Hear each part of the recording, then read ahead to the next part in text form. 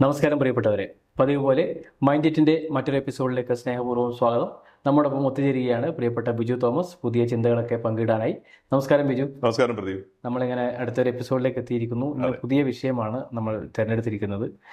ഇത് തിരഞ്ഞെടുക്കാനുള്ള കാരണം, അടുത്ത കാലത്ത് ബഹ്റൈനിൽ ഒരു വലിയ തട്ടിപ്പ്, ഒരു ക്യാമറ സ്കാം എന്ന് പറയുന്ന ഒരു സ്കാം നടക്കുകയുണ്ടായിരുന്നു. ഖത്തറിൽ നിന്നും കുറച്ച് കൂട്ടുകാർ വന്ന് ഇവിടെ ഒരു വലിയ തട്ടിപ്പിനിരയായി 40 ലക്ഷത്തോളം രൂപ വരുന്ന ഒരു ക്യാമറയും എക്യുപ്മെന്റ്സ് ഒക്കെ അടിച്ചോണ്ട് പോയത്. ഇത്തരത്തിൽ ധാരാളം തട്ടിപ്പുകൾ പ്രവാസികൾ ഇങ്ങനെ ഇടക്കിടക്ക് പെടുന്നതാണ്. മുമ്പൊരിക്കൽ നമ്മൾ അതിനെപ്പറ്റി സൂചിപ്പിച്ചിരുന്നുവെങ്കിലും അതിനെപ്പറ്റി കുറച്ചും കൂടി ഇലോബറേറ്റ് ചെയ്ത് സംസാരിക്കാമെന്നാണ് വിചാരിക്കുന്നത്. പ്രവാസികൾ എപ്പോഴും തട്ടിപ്പുകൾക്ക് ഇരയാകുന്നവരാണ്. കൂടുതൽ പൈസ ആക്കണമെന്ന് വിചാരിച്ചിട്ടാണല്ലോ എല്ലാവരോടും വരുന്നത്. അപ്പോൾ എന്തെങ്കിലും രീതിയിൽ കൂടുതൽ പണം കിട്ടുമോ എന്ന് കരുതി ഇത്തരം തട്ടിപ്പുകൾ വീണു പോകുന്നു. ഇതിനെ എങ്ങനെ ഒഴിവാക്കാം എന്നതാണ് പ്രധാനപ്പെട്ട ചോദ്യം. എന്തായാലും ഇതിന്റെ ആദ്യത്തെ ഒരു ഭാഗത്തിലേക്ക് നമുക്ക് കടക്കാം. എന്താണ് ബിജുവിന് തുടങ്ങാനുള്ളത്? എനിക്ക് തോന്നുന്നത് നമുക്ക് ഇതൊരു വലിയ വിഷയമായതുകൊണ്ട് തന്നെ നമ്മൾ പല സെക്ഷൻസ് ആയിട്ട് ഡിവൈഡ് ചെയ്തിട്ട് നമുക്ക് സംസാരിക്കാൻ തോന്നുന്നു. ശരി. ആദ്യമായിട്ട് നമ്മുടെ എക്സ്പാട്രിയേറ്റ്സ് പറ്റിക്കപ്പെടുന്ന ഒരു കാര്യം ലോൺ എടുക്കുക അല്ലെങ്കിൽ കടമെടുക്കുക എന്നുള്ള ഒരു പ്രോസസ്സിലൂടെയാണ്. അപ്പോൾ നമ്മൾ നോക്കിക്കഴിഞ്ഞാൽ എല്ലാവർക്കും പണത്തിന് ആവശ്യം ഉണ്ടാവും, അത്യാവശ്യം ഉണ്ടാവും. അപ്പൊ ഇതൊക്കെ നമ്മൾ നേരത്തെ ഒന്ന് പറഞ്ഞാണ്. നിങ്ങൾ എവിടുന്ന് ലോൺ എടുക്കുന്നു എന്നുള്ളത് ഒരു വലിയ ചോദ്യമാണ്.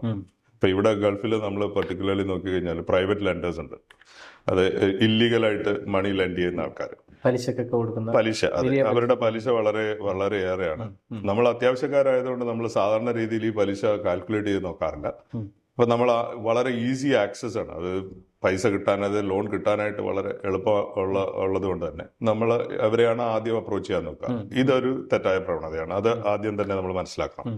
നിങ്ങൾക്ക് പൈസയ്ക്ക് ആവശ്യമുണ്ടെങ്കിൽ ഒരുപാട് അപ്രൂവ്ഡ് ഏജൻസീസ് ഉണ്ട്, ലോൺ തരുന്ന ഒരുപാട് ഏജൻസീസ് ഉണ്ട്. അപ്പം നിങ്ങൾ ആദ്യമായിട്ട് ചെയ്യേണ്ടതെന്ന് വെച്ചാൽ നിങ്ങൾ അങ്ങനെയുള്ള ഏജൻസീസിനെ അപ്രോച്ച് ചെയ്യുക എന്നുള്ളതാണ്. ഇപ്പം ഒന്നാമത്തെ കാര്യം ഞാൻ പലപ്പോഴും കണ്ടിട്ടുണ്ട്, പല ആൾക്കാരും ഗൾഫിലുള്ള എക്സ്പാട്രിയേറ്റ്സ് ഈ ലോൺ ഇങ്ങനെയുള്ള പ്രൈവറ്റ് ലെൻഡേഴ്സ് ഇന്ന് ലോൺ എടുത്തതിന് ശേഷം വർഷങ്ങളോളം ഇത് തിരിച്ചടയ്ക്കാനായിട്ട് സ്ട്രഗിൾ ചെയ്ത് ഇവിടെ നിന്ന് നാട്ടിൽ ഒന്നും പോകാൻ സാധിക്കാണ്ട്. പിന്നെ മറ്റൊരു കാര്യം എന്ന് വെച്ചാൽ ഈ മണി ലെൻഡേഴ്സ് നിങ്ങൾക്ക് വെറുതെ ലോൺ തരില്ല. അവർ ഒന്നിൽ നിങ്ങളുടെ ചെക്ക് മേടിക്കും, അല്ലെന്നുണ്ടെങ്കിൽ നിങ്ങളുടെ പാസ്പോർട്ട് എടുത്ത് കയ്യിൽ വയ്ക്കും. ഇങ്ങനെയൊക്കെയുള്ള ചില വേലത്തരങ്ങൾ ഇവർ കാണിക്കാറുണ്ട്. അപ്പൊ ഇതിൽ പോയി കുടുങ്ങി പോകരുത് എന്നുള്ളതാണ് ആദ്യമായിട്ട് എനിക്ക് പറയാനുള്ളത്. ശരിയാണ്. പലപ്പോഴും ഈ പറഞ്ഞ പോലെ പണം കിട്ടാതിരിക്കുമ്പോഴാണ്, ഔദ്യോഗിക കേന്ദ്രങ്ങളൊക്കെ പണം കിട്ടാതിരിക്കുമ്പോഴാണ് പലരും ഇത്തരം മാർഗങ്ങളൊക്കെ സ്വീകരിക്കുന്നത്. അങ്ങനെ കിട്ടാതിരിക്കുമ്പോൾ ചെയ്യേണ്ട കാര്യം നാട്ടിൽ നിന്ന് പണം വരുത്തിക്കാം. അതായിരിക്കും കുറെ കൂടി ബെറ്റർ. ഗൾഫിൽ നിന്നും ഇങ്ങനെ എടുക്കുമ്പോൾ അതിന് വലിയൊരു നൂലാമാലകളാണ് നിങ്ങളെ കാത്തിരിക്കുന്നതെന്ന് മനസ്സിലാക്കേണ്ടതുണ്ട്. നിരന്തരമായ ഉപദ്രവം, നിയമപരമായ പ്രശ്നങ്ങൾ, ചില കേസുകളിലൊക്കെ അക്രമങ്ങൾ വരെ ഉണ്ടാവും. നിങ്ങൾ ചിലപ്പോൾ മർദ്ദിക്കാനൊക്കെ ശ്രമിക്കുന്ന ആളുകൾ വരെ ഉണ്ടായേക്കാം. അപ്പോൾ അത്തരത്തിലുള്ള പ്രശ്നങ്ങളൊക്കെ ഇവിടെ നിന്ന് പണം അങ്ങനെ ഒരു പലിശക്ക് വാങ്ങിക്കുമ്പോൾ ഉണ്ടാകുന്നുണ്ട്. ബഹ്റിനിലൊക്കെ പലിശ വിരുദ്ധ സമിതി എന്ന് പറയുന്ന ഒരു ജാഗ്രതാ സമിതി ഉണ്ട്.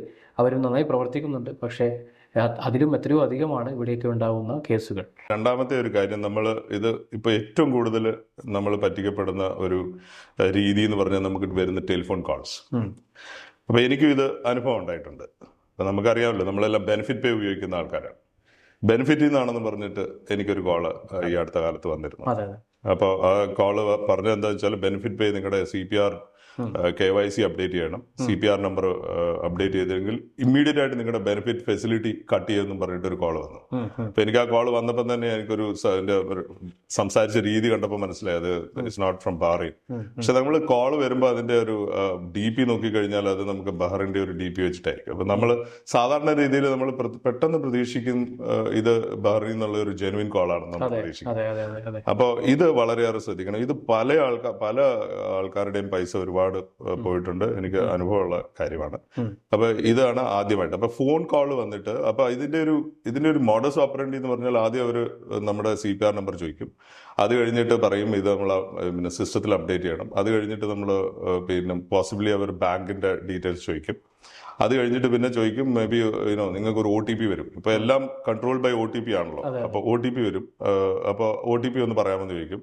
അത് പറയുന്നതോടുകൂടി നിങ്ങളുടെ ബാങ്കിലുള്ള പൈസ അപ്പം തന്നെ ട്രാൻസ്ഫർ ആയി പോകും. അപ്പൊ നമ്മൾ ഇത് ശ്രദ്ധിക്കേണ്ട കാര്യം എന്താ വെച്ചാൽ, ഫോൺ കോളിലൂടെ ഒരു ബാങ്കും നിങ്ങളുടെ ബാങ്ക് അക്കൗണ്ട് നമ്പറോ, അതായത് നിങ്ങളുടെ CPR നമ്പറോ അല്ലെങ്കിൽ നിങ്ങളുടെ ബാക്കിയുള്ള ക്രെഡൻഷ്യൽസ് ചോദിക്കില്ല.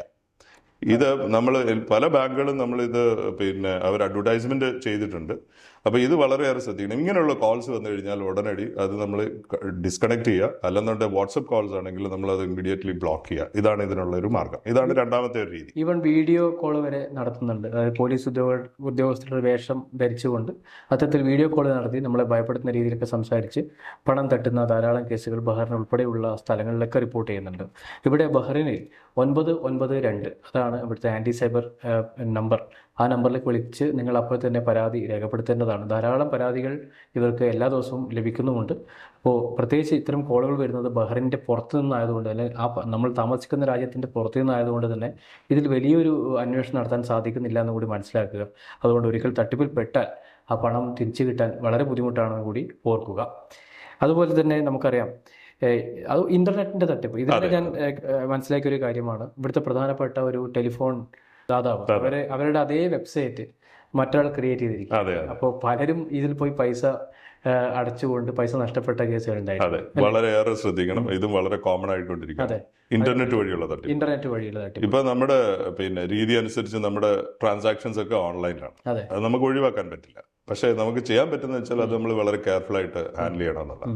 ഇപ്പൊ സാധാരണ രീതിയിൽ നമുക്ക് വരുന്ന ഇമെയിൽസ്, നമ്മൾ സാധാരണ വരുന്ന ഇമെയിൽസ് നമ്മൾ സെൻറ്റർ ഇമെയിൽ ID സാധാരണ രീതിയിൽ ശ്രദ്ധിക്കാറില്ല. എപ്പോഴും നമ്മൾ അത് സെൻറ്റർ എന്ന് നോക്കുന്നുണ്ട്. ചിലപ്പോൾ അത് പേരായിരിക്കും കാണുക. നമ്മൾ ആ പേര് വെച്ചിട്ട് അത് ജെന്യൂൻ ആണെന്ന് വിചാരിക്കും. പക്ഷെ ഇമെയിൽ ID നോക്കുമ്പോൾ നിങ്ങൾക്ക് മനസ്സിലാവും അതിനകത്ത് 1-2 അക്ഷരങ്ങൾ വേറെ മാറിയിട്ടുണ്ട്. അപ്പൊ അത് ഫിഷിംഗ് എന്ന് പറയും. നമ്മുടെ ഈ ടെർമിനോളജി എന്ന് പറയുന്ന ഫിഷിംഗ് എന്ന് പറയും. അതായത് വേറൊരു ബാങ്കിന്റെ അടുത്തുനിന്ന് വരുന്ന ഒരു ഒഫീഷ്യൽ ഇമെയിൽ എന്ന രീതിയിൽ ആ ഇമെയിൽ ID മാറ്റി മറ്റുള്ള ഒരാൾ നമുക്കൊരു ഇമെയിൽ അയക്കും. പിന്നെ അതുപോലെ പിന്നെ നമ്മൾ ഈ ഒരു മെയിൽ വരുമ്പോൾ നമുക്ക് എന്തെങ്കിലും ഒരു ഇൻഫർമേഷന് വേണ്ടിയിട്ടായിരിക്കും. അപ്പൊ ഇത് കണ്ടിന്യൂസ് ആയിട്ട് we start replying to mails. അപ്പൊ അവിടുന്ന് റിപ്ലൈ വരും. അറ്റ് സം പോയിന്റ് അവർ നമുക്കൊരു ലിങ്ക് അയക്കും. ഒരു ട്രാൻസാക്ഷൻ നടത്താൻ എന്തെങ്കിലും ഒരു രീതിക്ക് ഒരു ലിങ്ക് അയക്കും. The moment U click in that link, അതോടുകൂടി നമ്മുടെ അടുത്ത പിന്നെ നമ്മുടെ ക്രെഡൻഷ്യൽസ് അവരുടെ കയ്യിൽ കിട്ടിക്കഴിയും. അപ്പൊ ഇമെയിലിൽ കൂടെയും അതുപോലെ തന്നെ നമ്മുടെ ഓൺലൈൻ പിന്നെ ഫ്രോഡ് ഇങ്ങനെയുള്ള രീതിയിൽ വളരെയേറെ കെയർഫുൾ ആയിരിക്കണം. എപ്പോഴും നമ്മൾ സസ്പീഷ്യസ് ഒരു കണ്ണുകൊണ്ട് വേണം ഇമെയിൽ ട്രാൻസാക്ഷൻസോ അല്ലെങ്കിൽ ഓൺലൈൻ ട്രാൻസാക്ഷൻ. ഇപ്പൊ വാട്സ്ആപ്പ് ബാങ്കിങ് വരെ തുടങ്ങിയ കാലമാണ്. വളരെയേറെ ശ്രദ്ധിക്കേണ്ടിയിരിക്കും. HTTPS എന്ന് പറയുന്ന ആ ഒരു ഇതില്ലെങ്കിൽ ആ വെബ്സൈറ്റ് വളരെ ഡേഞ്ചറാണെന്ന് പറയും. സുരക്ഷിതമല്ലാത്ത വെബ്സൈറ്റുകളാണ്. ഇങ്ങനെയുള്ള മിനിമം കാര്യങ്ങളൊക്കെ വെബ്സൈറ്റ് ഉപയോഗിക്കുമ്പോഴായോ ഓൺലൈനിലായോ നമ്മൾ കാര്യങ്ങൾ ചെയ്യുമ്പോൾ വളരെ ശ്രദ്ധിക്കേണ്ട ചില കാര്യങ്ങളാണ് അല്ലേ? അതെ, തീർച്ചയായിട്ടും. അതുപോലെ തന്നെ എന്താണ് ഓൺലൈൻ തട്ടിപ്പ് സംശയിച്ചാൽ നമ്മൾ നടത്തേണ്ട കാര്യം, അതിനെപ്പറ്റി ഒന്ന് ബിജു എന്ന് പറയുന്നത്? തീർച്ചയായിട്ടും ഓൺലൈൻ പിന്നെ ഇങ്ങനെയുള്ള മെസ്സേജസ് എന്തെങ്കിലും കിട്ടിക്കഴിഞ്ഞാൽ ബാങ്കിനെ അറിയിക്കുക എന്നുള്ള സാധാരണ രീതിയിൽ ഒരു ബാങ്കിന്റെ അഡ്രസ്സിൽ ഇമെയിൽ അഡ്രസ്സിലായിരിക്കുമല്ലോ അയക്കണേ. ഇമ്മീഡിയറ്റ് ആയിട്ട് നമുക്ക് അവരെ വിളിച്ച് പറയാം. എല്ലാ ബാങ്കിനും ഒരു 24/7 ഹോട്ട്ലൈൻ നമ്പേഴ്സ് ഉണ്ടാവും. നമുക്ക് ഇമ്മീഡിയറ്റ് ആയിട്ട് ആ ബാങ്കിനെ അറിയിക്കുക എന്നുള്ളതാണ് അത് ആദ്യമേ ചെയ്യേണ്ടത്. പിന്നെ നമ്മൾ എന്തെങ്കിലും സംഭവിച്ച് നമ്മൾ ക്ലിക്ക് ചെയ്ത് പിന്നെ പൈസ പോയി കഴിഞ്ഞാൽ ഇറ്റ്സ് വെരി ഡിഫിക്കൽട്ട്. അത് സാധാരണ രീതിയിൽ ഇത് കിട്ടാനുള്ള സാധ്യതകൾ വളരെ കുറവാണ്.